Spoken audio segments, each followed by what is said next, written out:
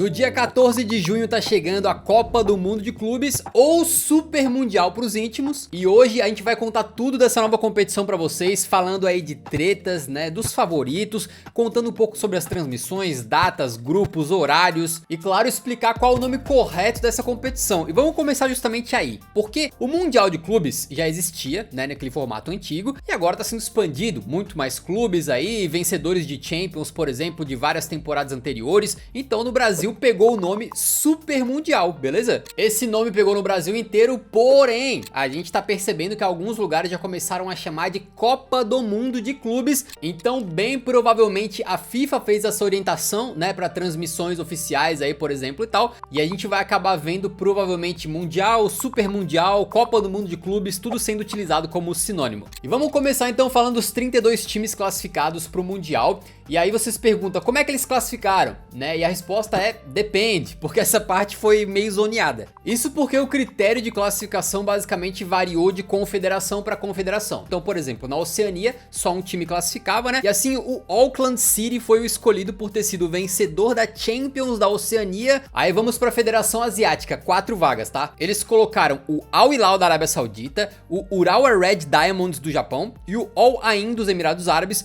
por terem vencido a Champions da Ásia de 2021, 22 e a edição 23 e 24 respectivamente. Já o Ulsan HD da Coreia do Sul entrou por causa do seu ranking na Confederação Asiática. E aí agora a gente vai para a Confederação Africana e entraram também 4 times. O Al Ahly do Egito venceu a Champions Africana de 2020 e 21. O Wydad do Marrocos venceu a Champions de 21 e 22. E os outros dois entraram por ranking da Confederação, tá? O Esperance de Tunis, da Tunísia, e o Mamelodi Sundowns da África do Sul. Aí você se pergunta, por que essa diferença de critério, né? Cadê o campeão africano de 22 e 23, de 23 e 24? Por que eles não estão participando? Bom, acontece que das últimas 4 Champions africanas, o Al Ahly do Egito ganhou 3, né? E por isso que 2 vagas abriram aí para times pelo coeficiente, fechou? O último com 4 times é a CONCACAF e lá entraram os campeões continentais, o Monterrey pelo título de 2021, o Seattle Sounders pelo título de 22 e o Pachuca pelo título de 24. Aí se você prestou atenção, percebeu que a gente pulou a Conca Champions de 2023. Por quê? Exatamente porque quem ganhou foi o León do México, e aí a FIFA alegou que o pessoal que comanda lá o León, né, que são os donos lá, é o mesmo grupo que comanda o Pachuca, e isso viola as regras deles lá de não poder participar de uma competição mais de um time do mesmo dono, né? A gente já viu esse tipo de regra ser usado de forma muito seletiva, principalmente na Europa lá, mas o fato é que o León foi de base, foi excluído do Mundial, coitado da Nilce. Pro lugar do León, em vez de eles escolherem um critério, né, um clube, eles simplesmente resolveram criar um playoff. Aí botaram pra jogar o Los Angeles FC, que foi o vice dessa Conca Champions de 2023, e o Clube América do México, que era o próximo no ranking da confederação, tá? Então esses dois times jogaram uma partida, o LA FC, né, de Giroud, Lohri e companhia ganhou. Estará no Mundial então. E agora vamos pra parte boa, porque da Conmebol entraram 6 equipes, beleza? 4 brasileiros que foram os campeões da Libertadores de 21 até 24, né? Palmeiras, Flamengo, Fluminense e Botafogo. Simplesmente quase um cariocão no Super Mundial. E as outras 2 vagas eles resolveram dar aí pelo ranking da Confederação também. E assim que entraram River Plate e Boca Juniors. E pra finalizar, a UEFA teve simplesmente 12 vagas. Seriam os últimos 4 campeões da Champions e depois os 8 próximos times no ranking da UEFA ali. Então entrou o Chelsea por vencer a Champions 2021, o Real Madrid pela Champions 21-22, o City pela Champions 22-23, e aí como o Real também ganhou a Champions em 23-24, eles abriram mais uma vaga, então foram 9 times entrando pelo ranking, e assim entraram vários gigantes. Vamos lá: Bayern de Munique, PSG, Inter de Milão, Porto, Benfica, Borussia Dortmund, Juventus, Atlético e, claro, RB Salzburg. Pois é, amigos, o esporte ele tem que ter critério, né? Não dá pra cada um sair convidando quem quiser, mas o fato é que fica um gosto estranho a gente ver um mundial lá com o RB Salzburg, com todo respeito, e aí tu vê que o Barcelona não tá jogando. O Liverpool, um dos melhores times da temporada, vai assistir de casa. É um pouquinho esquisito, né? Mas fazer o quê, né? Tem que ter um critério, e a gente sabe aí que na verdade a principal falha deles na escolha dos times foi não colocar o campeão da Europa League 24-25 no Super Mundial, né? Isso aí aí certamente é inaceitável, cara. Eu tô lendo aqui, parece que a FIFA soltou um comunicado que é pra dar chance pros outros clubes, beleza? Além disso, o poderosíssimo Santos do Neymar não tá lá. Então o Neymar não estará no Super Mundial e nem o Al Nassr do Cristiano. E aí teve uma baita especulação de ele se transferir pra algum clube só pra jogar o Mundial, mas acabou não rolando. E falando em grandes astros, eu esqueci, claro, ou deixei de mencionar, o último clube, né, que classificou por ser o anfitrião do Super Mundial, que é o Inter Miami. Geralmente quando tem uma Copa do Mundo, saber quem é o anfitrião é muito fácil, é o país sede, né? Mas nos Estados Unidos tem uma pá de clubes que poderiam representar o país anfitrião.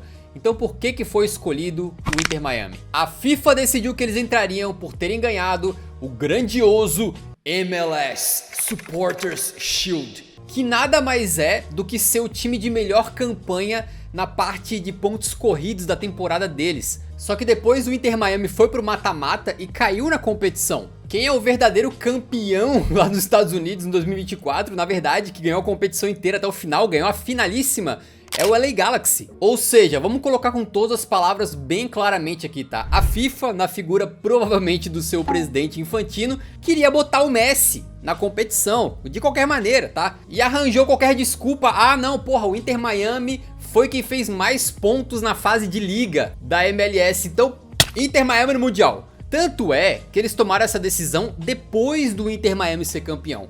Se eles tivessem convicção de que esse é o melhor critério para classificar um anfitrião, eles teriam anunciado antes. E aí, pô, quem quer que fosse o campeão entraria no Mundial. Mas não, eles esperaram o Inter Miami fazer algo pra falar, porra, é o Inter que vai jogar. E não só isso, mas o Infantino queria a todo custo que o CR7 participasse do Mundial de Clubes.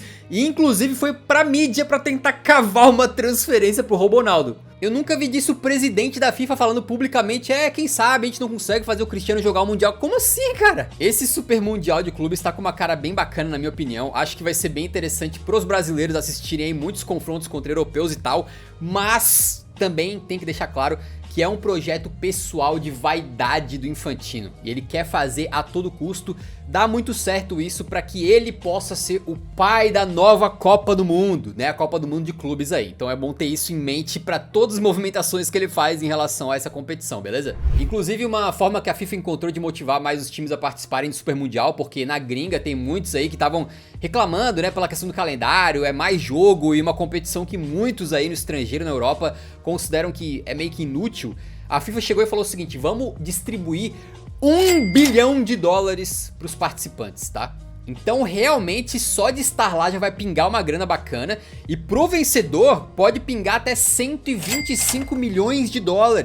É uma grana muito boa até pros clubes grandes e ricos, tá? Até um Manchester City, até um Real Madrid, até um PSG gostariam de um dinheiro desse. Agora, tu imagina um Fluminense da vida, um River Plate da vida, consegue ser campeão e leva $125 milhões pra casa. Cara, é papo de existir tipo um Fluminense antes e depois de uma premiação dessa, né? É uma grana absurda pra clubes não europeus, que literalmente poderiam mudar a história do clube, mas, como eu vou falar mais pra frente, né, o formato foi todo pensadinho pra que praticamente seja impossível de um não europeu vencer esse Mundial. Por falar em formato, a gente tem aquele esquema padrão de Copa do Mundo, né? Então são 8 grupos com 4 times em cada um, como vocês estão vendo aí na tela, e os 2 primeiros de cada grupo passam pro mata-mata, naquele esquema assim de o líder do grupo A pega o vice-líder do grupo B, o líder do grupo B pega o vice-líder do grupo A, e o chaveamento assim até a final, beleza? Segura mais um pouco que eu vou falar dos brasileiros nesse formato aí e também de quem que eu considero os favoritos, tranquilo? Porque agora vamos falar de onde será disputado o Super Mundial de Clubes, que vai ser nos Estados Unidos, né? E para isso foram escolhidos 12 estádios em 11 cidades diferentes. A primeira casa de jogos aí é o Hard Rock Stadium em Miami, que é uma dessas arenas que costuma receber shows e tudo mais, e a casa do Miami Dolphins da NFL. Depois a gente tem o Camping World Stadium, que é um estádio lá da cidade de Orlando, e o Inter & Co Stadium, que também fica lá e é a casa do Orlando City. Aí tem o Mercedes-Benz Stadium em Atlanta, que é a casa do Atlanta United, o TQL Stadium em Cincinnati, que é casa justamente do FC Cincinnati, o Bank America Stadium em Charlotte, que é o estádio do Carolina Panthers da NFL e do Charlotte FC da MLS. Aí tem o Rose Bowl Stadium em Los Angeles, que, atenção, é um estádio maravilhoso para os brasileiros, tá? Isso porque foi lá, nesse estádio, que Roberto Baggio chutou uma bola em direção a Júpiter. fazendo o Galvão Bueno gritar é tetra, beleza? Foi lá.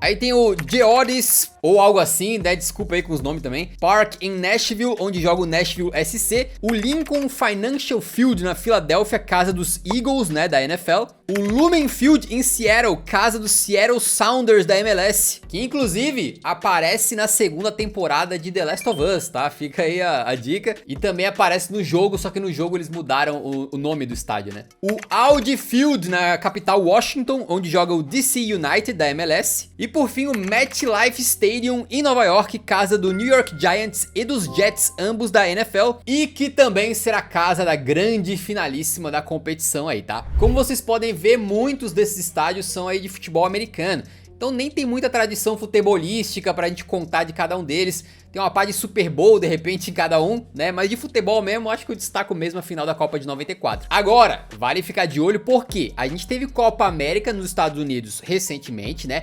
E os jogadores odiaram os gramados dos estádios, inclusive reclamando publicamente, tá? Vários deles. Deu bastante problema na época isso aí, principalmente por causa dos campos apertadinhos, né? Muito estreitos, assim, que os jogadores não gostaram. Mas que quem for retrancar no Mundial pode se dar bem. E agora chega o momento mais legal desse tipo de vídeo, que é falar das coisas importantes mesmo, que é música, bola e mascote. A bola não tem nome por algum motivo, mas é da Adidas e tem um design todo inspirado na bandeira dos Estados Unidos, né? Com faixas em azul, vermelho e branco e com várias estrelas ali na superfície também. E ela supostamente tem uma tecnologia que faz os chutes serem mais precisos, tá? Além também daquele chipzinho dentro da bola que auxilia o VAR, mandando, segundo eles, né, um sinal para a cabine de VAR 500 vezes por segundo, para que eles consigam lá saber exatamente em que momento que uma bola sai do pé de um jogador ou toca no braço de outro camarada e por aí vai. Já a música que eles vão utilizar é Freed From Desire, da cantora italiana Gala, que não é uma música nova não, tá? Mas que no futebol realmente tá em alta, porque é aquela que todo título, todo jogo importante os caras botam pra tocar no estádio, bombando. A gente não pode colocar aqui pra tocar por direitos autorais, mas é aquela... Então a bola não tem nome, a música é antiga e o mascote? Rapaziada, sinto lhe dizer que pra tristeza de todos, essa edição do Mundial não tem mascote. Pô, como é que os canalhas dão a bola fora dessa, né? O ponto mais importante de toda a Copa e Eurocopa é o mascotinho. E aqui estão chamando de Copa do Mundo de Clubes e não tem mascote. Nem pra meter uma batata frita com duas pernas lá, né? E dizer que é o mascote do Mundial, os caras não fazem. Lamentável, mas uma coisa que não é lamentável, e acho que talvez seja o melhor aspecto desse Mundial, tá? Onde os caras acertaram em cheio, é o troféu. Rapaziada, que taça linda e diferenciada, né? Eles fizeram em colaboração com a marca de luxo Tiffany & Co. E o troféu é banhado a ouro de 24 quilates. Puro suco da ostentação, mas o que é mais lindo é o design dele, né? É baseado nos discos dourados das viagens do Voyager ao espaço nos anos 70. Pra quem não sabe, literalmente eles pegaram um disco, botaram informações ali sobre a Terra e mandaram pro espaço para que se alguma forma de vida alienígena inteligente encontrasse, pudesse entender coisas sobre a gente. Isso não é brincadeira, tá? É verdade, só pesquisar. Mas só pra fechar, de fato esse troféu ficou lindo, né? Acertaram demais. E é até feio, digamos que um time não leve tão a sério o Mundial, mas vai lá e ganha. Aí, pô, os caras não vão comemorar com um troféu desse aí? Nossa, cara. Só de ver esse troféuzão aí, os caras já se empolgam. Quem é que não vai querer levar isso aí pra casa? Tá de sacanagem, pô. É basicamente o contrário daquele sorvetão lá do FIFA The Best, né? Nesse aqui, a FIFA acertou. Mas vamos falar um pouquinho de datas, horários, transmissão. Mas afinal, quando é que começa o novo Super Mundial? Tá previsto pro dia 14 de junho, no jogo de abertura entre a Al-Ahly do Egito e o Inter Miami de Lionel Messi. E vai acabar lá no dia 13 de julho com a grande final, então tem um mês de duração como se fosse uma Copa mesmo. E que horas que vão passar os jogos? Bom, basicamente isso depende de qual fuso horário que você tá, né? Mas a gente vai ter até 4 jogos por dia e no horário de Brasília vai ter jogo começando aí às 1 da tarde, às 4 da tarde, às 7 da noite, às 10 da noite e até às 11 da noite. Então se você tem que acordar cedo no dia seguinte pra trabalhar, pra estudar, vai ter que ficar secando seus rivais só no sonho mesmo, né? Agora só entre nós rapidinho aqui, coisa de bastidores, né? Eu tô 7 horas pra frente do fuso horário de Brasília. Então pra mim, literalmente vai ter jogo começando 5 da manhã. Então digamos que eu vou ter que virar vampiro, virar morcego, trocar o dia pela noite, né? pra poder acompanhar esse Mundial aí. E onde assistir? Infelizmente o Eurofoot não estará passando, beleza?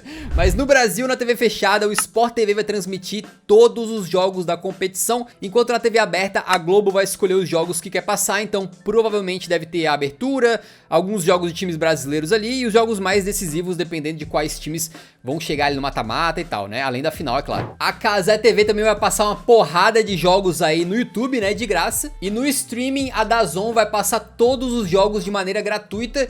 E não só no Brasil, em Portugal também e no mundo inteiro. Aí você pensa, pô, como é que a gloriosa DAZN conseguiu pegar isso aí e vai transmitir de graça, né? Olha, é meio nebuloso, né? Mas eu vou dar uma dica pra vocês, tá? Há alguns meses atrás, o fundo de investimento saudita supostamente meteu $1 bilhão pra comprar parte da DAZN. Bem ali na época que foi confirmado que a FIFA usaria a DAZN pra transmitir o Super Mundial pro mundo inteiro de graça. E parece muito uma estratégia da FIFA com organizações aliadas ali, né? Pra conseguir fazer com que essa competição, que antes ninguém tava tão interessado em comprar os direitos de transmissão porque estavam muito caros, eles não estavam conseguindo fechar essa venda, aí fizeram um acordo ali e vão enfiar o Super Mundial goela abaixo no mundo inteiro, tranquilo? Pra gente no Brasil, ótimo, mas pra quem tá lá na Inglaterra, por exemplo, que é uma galera que tá muito pouco interessada no Mundial, não queria ver isso aí, com certeza abre uma porta, né, para essas pessoas finalmente poderem parar e sentar e assistir, já que vai ser tudo de graça liberado. Agora, se começarem as transmissões lá do DAZN e começar a rolar ali uma propaganda, de repente, de turismo na Arábia Saudita ou algo assim, você já sabe o motivo. Bom, e vamos falar de brasileiros, que é uma coisa que traz muita alegria pra mim, porque esse aqui é um canal sobre futebol europeu. Nem sempre a gente consegue essa abertura de falar de brasileiros, mas quando é Copa do Mundo a gente fala de Brasil, a gente fala de brasileiros jogando na Europa, e por que não falar dos times brasileiros no Mundial também? Com certeza a gente vai acompanhar de perto, tá? Mas falando de cada um individualmente, o Palmeiras tem no seu grupo o Inter Miami do Messi, o Porto e o Al Ahly do Egito. Eu acredito que dá pro Abelão aí conseguir de repente o quê? Um empatezinho contra o Porto, algo assim, mostrar pro Inter Miami e pro Messi que craque mesmo é o Vitor Roque e classificar, tá? Eu acho que o Palmeiras nas oitavas pode acontecer. Já o Botafogo, meus amigos, simplesmente pega Atlético de Madrid e PSG no mesmo grupo. Pode ser um PSG meio que de ressaca, né? Depois de ganhar a Champions, a gente não sabe como é que eles vão estar. Mas se tiverem jogando metade desse futebol aí dessa reta final de temporada, meu amigo, daí é pra passar o trator, né? E o Botafogo nem tá tudo aquilo como no ano passado, então sei não, hein? E o Seattle Sounders nesse grupo aí, eu espero que vá lá só pra fazer figuração, veremos. Mas pro Fogão ir pras oitavas aí seria quase um milagre, creio eu. Já o Flamengo pega o Chelsea, um jogo que deve ser difícil e uma derrota é bem possível, né? Mas também pega o Esperance da Tunísia e o LAFC. Então acho que o Flamengo tem condições de batalhar contra esses dois aí tranquilamente pra classificar em segundo, veremos. E o Fluminense também já não é mais aquele que venceu a Libertadores, né? Mas no grupo deles tem o Borussia Dortmund, que encerrou a temporada de forma sensacional. Vai ser difícil, né, ganhar disso aí. É bem improvável que não perca. Agora, contra Mamelodi Sundowns e Ulsan, acho que dá jogo com certeza aí. E o Fluminense, se não fizer besteira, pode classificar também. Qual que é o problema para os times brasileiros, né? É que os que a gente acha que vai classificar, se tudo der certo, acho que vão classificar em segundo. E aí, se eles classificam em segundo, pegam o líder do outro grupo já nas oitavas. Então, por exemplo, digamos que o Palmeiras fique em segundo no seu grupo. Vai provavelmente pegar Atlético de Madrid e PSG logo de cara. Digamos que o Flamengo fique em segundo no seu grupo. Aí na próxima rodada é bem possível que já pegue o Bayern de Munique. Então, para um brasileiro conseguir passar das oitavas, acho que já vai ser heróico. Das quartas, praticamente impossível. Ou seja, chegar numa semifinal seria assim, pra mim, completamente fora da casinha. E chegar numa final, eu diria que as chances são 0,01%. Mas futebol é futebol. Quem sabe? Eu, sinceramente, adoraria ver um brasileiro fazer o impossível, né? Bater, porra, um monte de time europeu um atrás do outro ali. Mas, cara, considerando o nosso histórico, no antigo Mundial, né, que agora foi rebatizado novamente de Intercontinental, a gente sabe que o Brasil tem sofrido até quando pega times aí mais fracos de outras confederações, né? Sofrendo na mão de saudita, de mexicano.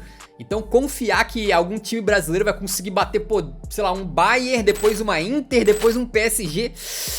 Olha, eu acho que realmente, infelizmente, só numa realidade paralela, né? Mas os europeus, final de temporada, todo mundo cansado, eles vão levar a competição a sério mesmo? Não dá pro Guardiola simplesmente meter a molecada lá e ir embora? Cara, eles vão levar a competição a sério por dois motivos. Primeiramente, tá rendendo uma grana muito boa, como eu falei anteriormente, né? Então as direções dos clubes com certeza vão mandar ali os jogadores, os técnicos atuarem da melhor maneira possível, entrar pra ganhar. E ao mesmo tempo, a FIFA também chegou e falou o seguinte: rapaziada, vocês são obrigados a colocarem os melhores jogadores. Aí você pensa, pô, como assim, cara? A FIFA tá obrigando alguém a escalar jogador X ou Y? Exatamente. O Guardiola foi perguntado sobre isso e ficou revoltado, tá? Quais são os meus melhores jogadores? A FIFA vai me dizer quais jogadores são melhores do que os outros? Eu não entendo isso. Segundo a FIFA, pode haver fortes represálias e sanções se os clubes não escalarem ali os seus times com força máxima. Mas como é que eles vão decidir isso, né? Se o Guardiola identifica que, sei lá, o Haaland não tá legal e resolve, não sei, fazer uma escalação com um falso 9 improvisando o Oscar Bob ali, a FIFA vai falar não? Os caras vão interferir? Vai entrar dois segurança lá, vão tirar o Oscar Bob de campo, enfiar o Haaland lá de camisa 9 e acabou? Convenhamos, é um negócio absolutamente ridículo, mas é mais uma maquinagem ali do Infantino pra tentar fazer com que essa competição seja à força levada a sério, né? E pra fechar um prognóstico da competição então, né, eu já falei um pouquinho, mas basicamente eu acho que dos 12 europeus vão classificar 11 ou 10 pelo menos pro mata-mata, e acredito que a partir das quartas de final essa competição vai ser basicamente um rerun da Champions League, com todas as principais potências europeias que foram pro Mundial participando ali, e eu não duvidaria de que os times que encerraram a temporada em melhor fase consigam chegar melhor pra esse Mundial e terem melhor desempenho. Então eu diria que o PSG, com tudo que eles fizeram nos últimos tempos, vão chegar ali voando. Não sei como é que vai estar o ânimo da Inter de Milão, mas eles também podem fazer uma campanha sólida. O Borussia Dortmund encerrou a temporada muito bem, mas eu gostaria de chamar a atenção para duas equipes especificamente, que decepcionaram muito na temporada e que podem tentar usar o Mundial para dar uma salvada, né? Os caras irem para as férias com um título no bolso, que são Manchester City e Real Madrid. Ambos têm elencos magnânimes, ambos fizeram temporadas abaixo do esperado, e o City já deu uma recuperada com o Guardiola mexendo um pouco ali na equipe, enquanto o Real Madrid já vai pro Mundial de técnico novo. Então eu acredito que esses dois aí principalmente vão estar levando essa competição muito a sério para conseguir dar uma salvada nessa temporada bem no finalzinho, beleza? Eu queria convidar vocês para acompanharem o Super Mundial com a gente, tá? Nas nossas redes sociais a gente vai estar postando aí sobre praticamente todos os jogos, principalmente os mais importantes e os jogos dos brasileiros, e eu também estarei lá no canal de cortes do Eurão, fazendo comentários pós-jogo de praticamente todos os jogos, creio eu, mas tudo ali que tem os grandes europeus e os brasileiros provavelmente estarei comentando com um vídeo pra cada jogo. Pra quem não conhece o canal de cortes, eu faço vídeos pós-jogo lá já faz um bom tempo, né? Então fica o convite pra você conhecer lá, se inscrever e acompanhar esse Super Mundial comigo e com a equipe do Eurofute que tá nos bastidores, não aparece aqui no vídeo, mas que estão trabalhando junto pra fazer uma cobertura bem bacana, fechou? Espero que vocês gostem, espero de verdade que o Mundial seja divertido e que a gente tenha um brasileiro superando as expectativas. Deixa nos comentários uma cravada, uma previsão assim, sabe, cirúrgica que você acha que vai acontecer nesse Super Mundial, e depois a gente volta pra ver se alguém acertou alguma coisa.